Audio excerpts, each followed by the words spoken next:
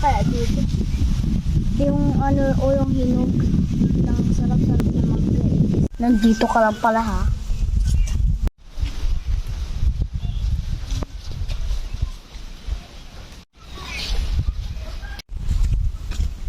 Mangga ka. Ay! May utang pala ako kay Mare. Hindi ko po ay, saka na yun. Wala pa akong budget. Diyan ka lang pala. Magbayad ka ng utang mo. Ilang araw ko na hindi nagbabayad. Ay, hi Mare.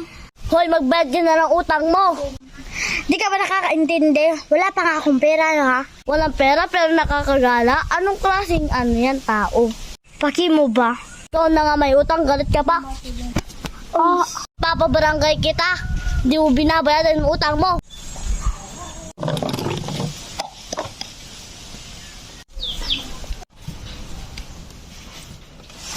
Ba't ka nagpabarangay? Kasi hindi siya nagbabayad ng utang. Hindi ka magpakantay. Ikaw na nga may galang magalit. Tama na yan. Oo, magbabayad na ako ng utang.